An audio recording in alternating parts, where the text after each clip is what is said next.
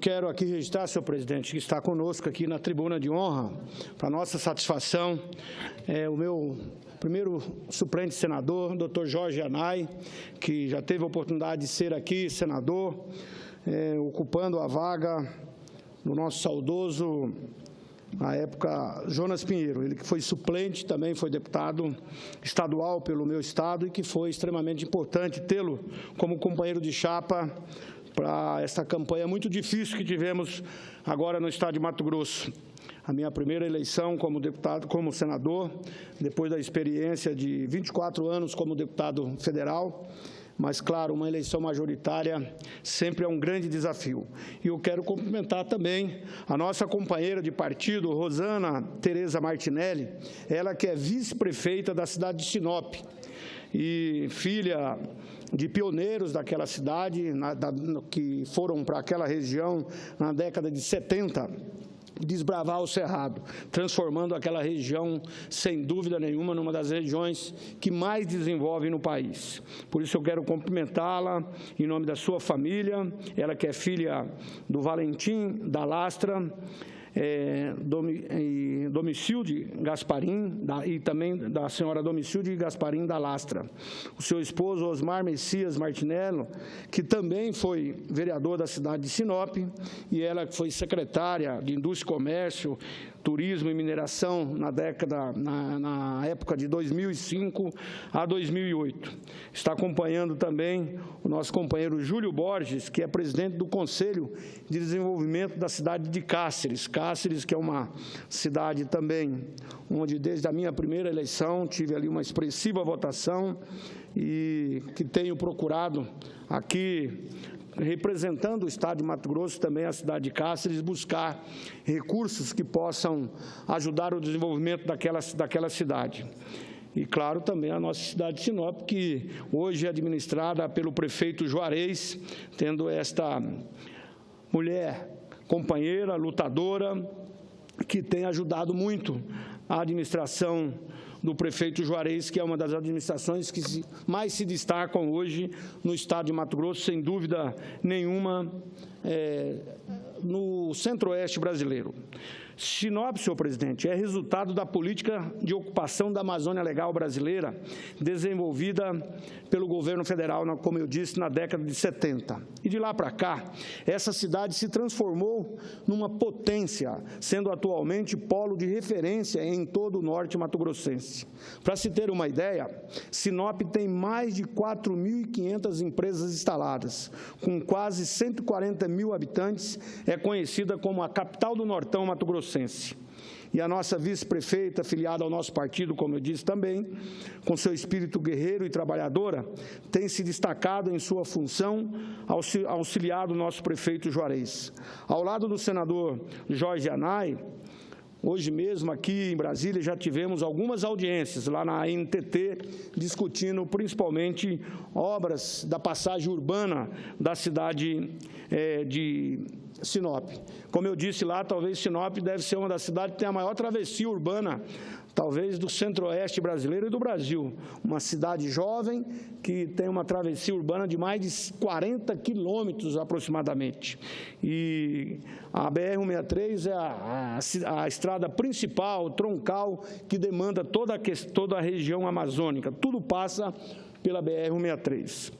E nesta audiência que lá estivemos, fomos discutir exatamente os processos de concessão, não só o já existente da divisa de Mato Grosso do Sul até a cidade de Sinop, bem como a próxima concessão a ser colocada na praça pelo governo, que é a concessão da BR-163 de Sinop até Miritituba e também a possibilidade da construção da ferrovia que vai ser fundamental para ligar aos portos do Arco Norte. Aliás, senhor presidente, gostaria de tratar aqui de dois temas conexos: a situação da logística no Brasil e o atual momento político e econômico que o Brasil está enfrentando. Ao longo da minha vida como parlamentar, eu tenho me dedicado e tenho dedicado grande parte do meu trabalho à melhoria da infraestrutura logística no Brasil, até mesmo pela questão da nossa origem.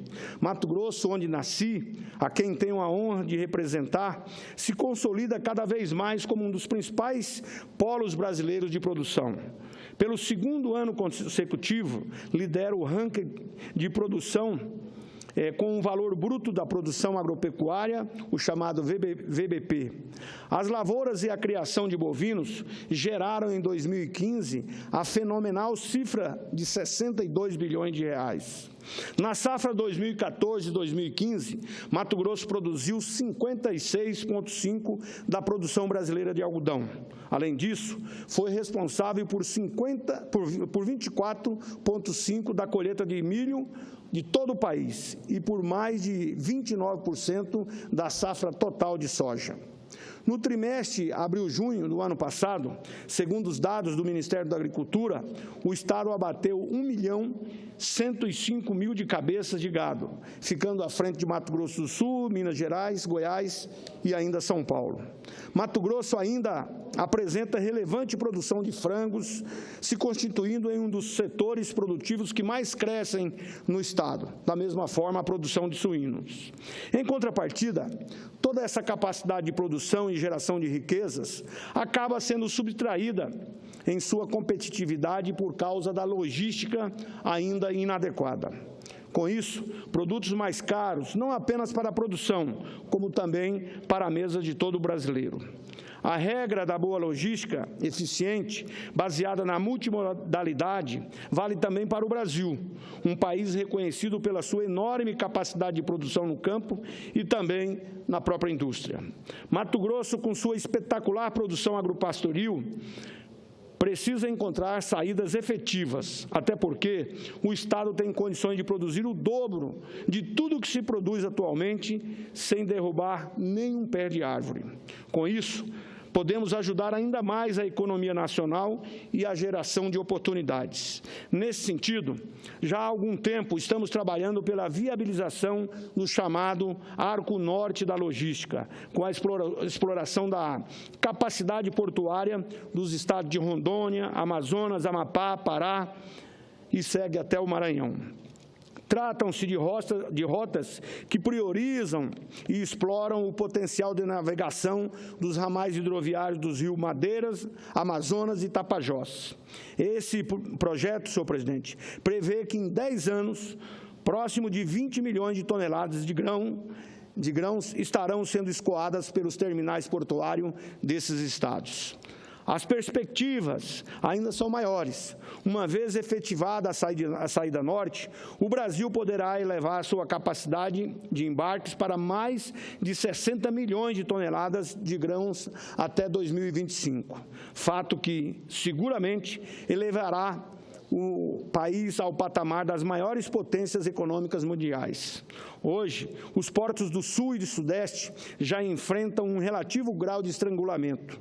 Todo ano, centenas e centenas de carretas ficam paradas por semanas à espera do momento de descarregar a nossa produção. Tudo isso faz com que haja perda de competitividade e, consequentemente, a alocação de produtos no mercado internacional. Estamos, portanto, senhor presidente, diante de uma situação preocupante e com duas hipóteses apenas. Ou paramos de produzir, de aumentar a nossa produção, de fazer aquilo que mais sabemos, aquilo que é uma vocação brasileira, principalmente do Centro-Oeste, ou agimos para que a logística de transporte tenha, de fato, a prioridade necessária dos governantes. Creio que não restam dúvidas sobre a nossa opção, a opção que devemos tomar. Mas quando tomar? O que entrava tanto a tomada de decisões e dos caminhos que devemos seguir? O momento nacional é grave. Inflação, desemprego, retração econômica exigem que de cada um de nós, o comprometimento e o esforço ainda maior e mais elevado. De todos, não de um presidente, de um ministro, de um dirigente de uma agência, dos deputados ou senadores, juízes ou de um tribunal, mas de todos indistintivamente. E nisso me preocupa muito a avaliação feita pela Folha de São Paulo, Agora, recentemente, onde diz que apenas 15%, isso mesmo, apenas 15% do pacote de 200 bilhões de concessões se encontram prontos para licitar ainda este ano. Outros 48 bilhões de investimentos podem ser destravados até dezembro, porque não depende de leilões. E basta que o governo autorize as empresas que já têm concessões a dar início às obras. Então, nessa situação, 32 bilhões de projetos de ferrovias e rodovias que precisam solucionar trâmites burocráticos urgentemente. Se isso ocorrer de forma rápida, as empresas estarão habilitadas a iniciar obras até o fim deste ano. No setor de portos, onde trabalhamos pela viabilização do Arco Norte, já foram autorizados 16 bilhões em obras novas, mas parte está ameaçada por problemas econômicos. Também foram feitos leilões de 3 novos terminais, cujos investimentos previstos são da ordem de 600 milhões de reais. Em condições de serem licitados ainda este ano, estão ainda 4 aeroportos, 4 rodovias e 9 terminais portuários. Se isso ocorrer, informa os jornais, eles só estariam de fato em obras a partir do ano de 2017. Portanto, isso reforça o entendimento de que precisamos colocar fim a esse conturbado momento político e dedicarmos exclusivamente a fazer com que o Brasil volte a andar, volte a caminhar a passos largos, com eficiência e dinamismo. Tenho dito, se não resolvermos essa questão política, dificilmente poderemos avançar. E aí, senhor presidente, claro que Vossa Excelência estava aqui usando a tribuna agora há pouco e colocava essa situação do nosso ministro de Planejamento, que acaba de assumir e já temos agora uma dificuldade e acaba de sair, como Vossa Excelência aqui anunciou. Nós estivemos agora há pouco, lá na presidência, com o presidente Renan, onde estava o presidente Michel Temer, estava lá o ministro da Fazenda, o ministro Padilha, Gedel Vieira, e isso nos causa uma preocupação muito maior, porque o que vieram trazer foi a questão das nossas metas fiscais. Nós daqui a pouco, estamos lá na Comissão de Orçamento, onde precisamos votar o orçamento. Daí sempre a nossa preocupação, senhor presidente, porque não pode, em função de quem é governo ou quem está governando, nós aqui no Parlamento ficamos aqui inertes a uma situação como essa e até hoje, até este momento, nós não temos ainda a comissão de orçamento definida. Elegemos a semana passada o presidente da comissão, mas ainda não elegemos o relator, não definimos as subrelatorias, ou seja, não temos um orçamento ainda funcionando no país. Se fala em pior recessão do século, e não deixa de ser verdade. Mas é preciso entender também a retração de consumo e investimentos. Se explica diante de muitas incertezas nesse momento. Em outras palavras, a atividade econômica se contrai diante da escassa confiança das empresas e consumidores, do elevado nível de incerteza a respeito da política interna, bem como da debilidade dos preços de exportações e do endurecimento das condições financeiras e escassa competitividade no nosso país. Quem está sendo prejudicado com esse momento de dificuldades políticas? Claro, é o povo, é o cidadão que está lá desempregado, cidadão que às vezes está lá querendo um serviço de qualidade e não o tem. Isso atinge o cidadão comum, o trabalhador, a dona de casa, responsável na maioria das vezes pela economia doméstica. O empreendedor também em todos os níveis, pequeno, médio, grande, os estudantes, prejudica quem precisa de atendimento em saúde, educação, enfim, em todas as áreas do serviço público. Porque hoje, o que mais a população reclama, nós temos uma carga tributária muito grande, mas o que mais a população reclama é exatamente serviços públicos de qualidade.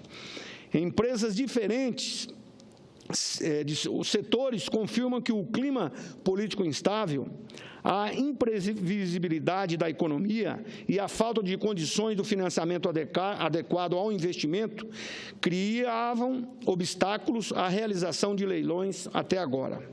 Parte dessa dificuldade, segundo informa a Folha de São Paulo, evidencia a necessidade de estruturarmos leis que respondam aos anseios de todos, mas que promovam a devida segurança jurídica para garantir a previsibilidade dos nossos negócios. Do contrário, os investimentos se transformam em riscos e riscos ninguém quer correr, ainda mais quando se trata de valores tão elevados.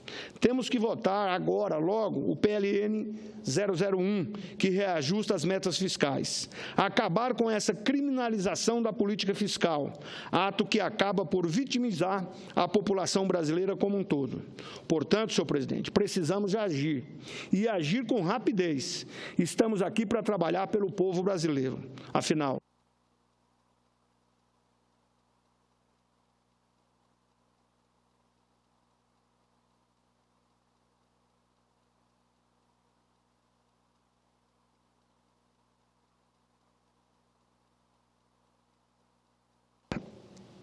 com a honra agora de ser presidido também pelo nosso companheiro senador Paulo Paim, quero concluir o meu pronunciamento.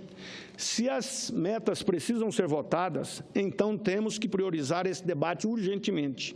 Isso deve estar acima de qualquer discussão política. Até porque, ao meu ver, a realização de obras é a principal maneira de retomar o investimento e conter o tombo do PIB nos últimos 2 anos. Há pouco, o Fundo Monetário Internacional, o FMI, mostrou que o desempenho desastroso da economia do Brasil, em 2015, vai se repetir este ano, segundo o relatório Perspectivas Econômicas. A projeção é de uma queda de 3,8% do Produto Interno Bruto, o mesmo resultado registrado no ano de 2015.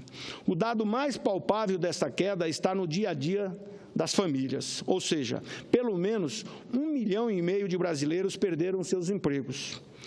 Apelo ao espírito público como a única condição a ser tomada nesse momento como essencial para que possamos fazer com que o país possa cumprir com seu papel, que é o de proteger o seu povo, melhorando as condições e a qualidade de vida. Senador Hélio, permite uma parte. Pois não, meu presidente.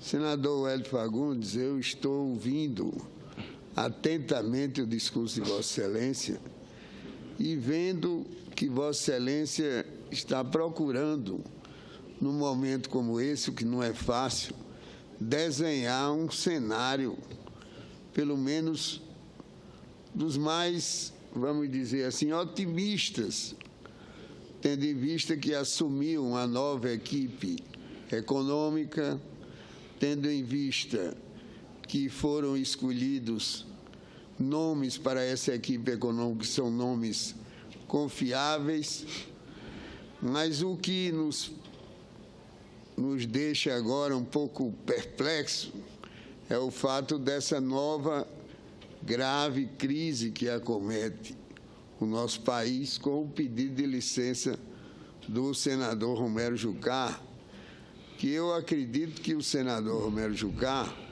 vai poder dar todas as explicações que são necessárias nesse momento. Eu confio que ele possa realmente se fazer digno nessa hora, da hora que o país atravessa, porque o que realmente traz uma certa perplexidade é a incerteza no campo do ponto de vista político, que gera desdobramentos do ponto de vista econômico. Eu estou vendo que Vossa Excelência, que é um homem que provém de uma região cuja produção é das mais alviçareiras, Vossa Excelência que representa o nosso Mato Grosso e que tem no agronegócio o seu sustentáculo, Vossa Excelência vem nos infundir um certo otimismo. Claro, aquela região, a despeito de tudo, continua com um índice de produção bastante satisfatório.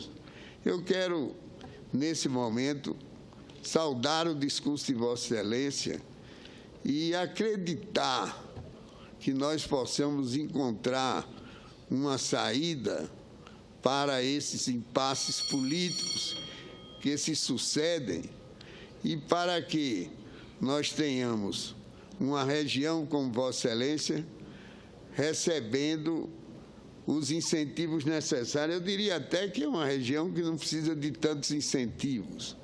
O que precisa é de termos uma segurança jurídica ao lado da segurança econômica para que se possa produzir. Ministro, e nosso presidente da Comissão de Infraestrutura, Garibaldi Alves, Vossa Excelência, que tem conduzido com tanta competência e dedicação àquela comissão, sabe, principalmente para nós que vivemos no Mato Grosso, no centro do Brasil, no centro da América do Sul, o maior incentivo que o Mato Grosso e toda essa região precisa é exatamente o investimento na nossa infraestrutura. As nossas distâncias são muito longas, nós temos uma capacidade de produção das maiores do mundo e com um índice de produtividade maior ainda. Ou seja, temos lá tecnologia aplicada com um espírito não só dos desbravadores que foram, como disse aqui, o pai, a família da nossa companheira Rosana Martinelli, mas todos aqueles que acreditaram no chamamento inicialmente do governo federal e lá levaram a sua família e investiram suor, sangue, coragem. Por isso, hoje o Mato Grosso é o estado que mais desenvolve. Mas, realmente, quando se fala em crise, isso, claro, nos traz muita preocupação. Sempre disse aqui dessa tribuna que, nesses 25 anos que tive a oportunidade de estar aqui como parlamentar, já tive a oportunidade de viver crises isoladas, não duas crises como vivemos hoje. A crise política, que agrava muito mais a crise econômica. Eu me lembro bem, na época, quando o ministro Argrives teve uma denúncia e ele, de forma muito rápida, pediu o seu afastamento e creio que em menos de 60 dias tudo aquilo foi julgado e ele voltou muito mais forte para o Ministério. Inclusive, sempre que tenho oportunidade, gosto de falar com o ministro Argrives exatamente pela sua experiência. E ele já relatou por várias vezes aquela angústia que ele viveu, mas ele mesmo disse que foi importante ele tomar aquela decisão. Inclusive, na época, o presidente não queria que ele se afastasse e ele entendia que era a melhor forma de ele trazer credibilidade não só a ele, mas principalmente ao governo.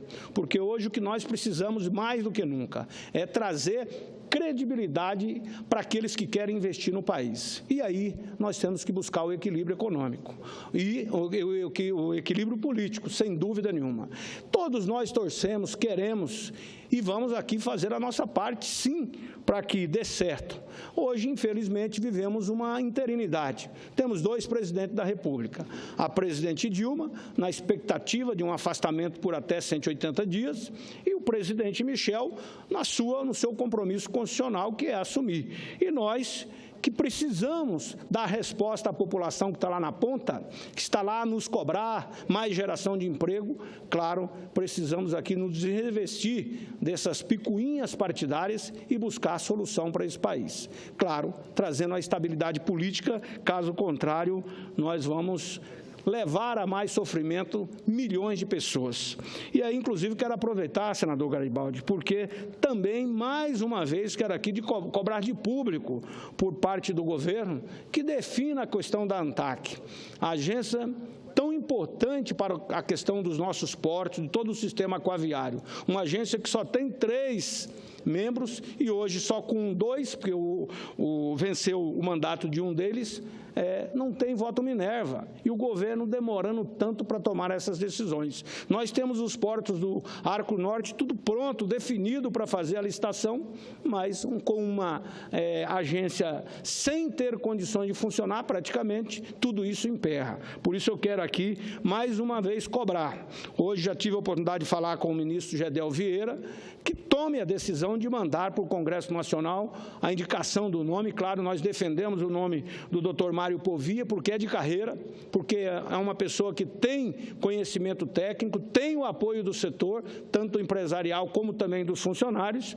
Espero que o governo tome essa decisão. Por isso eu quero dizer, senhor presidente, ao encerrar, que só o espírito público no mais elevado grau, é que restituirá as condições adequadas para a volta do crescimento econômico e a geração de oportunidades, que é isso que toda a população espera de todos nós. Portanto, quero encerrar aqui agradecendo, senhor presidente. Vamos agora lá para a Comissão de Orçamento tentar fazer com que a gente possa oferecer ao país uma peça orçamentária que possamos votar aquilo que é necessário para que o Brasil possa poder, pelo menos, movimentar. Não é possível setores não ter condições dos recursos mínimos necessários. O governo, até com dinheiro em caixa, como disse o ministro anterior da Fazenda, Nelson Barbosa, principalmente para a nossa região produtora, que é o Fundo de Compensação das Exportações, com um recurso pronto para ser liberado e, infelizmente, não temos um orçamento aí na condição de poder fazer o país andar. Vossa Excelência, eu gostaria... Então, eu quero agradecer e vamos agora já dirigir lá para a Comissão de Orçamento. Muito obrigado, senhor presidente.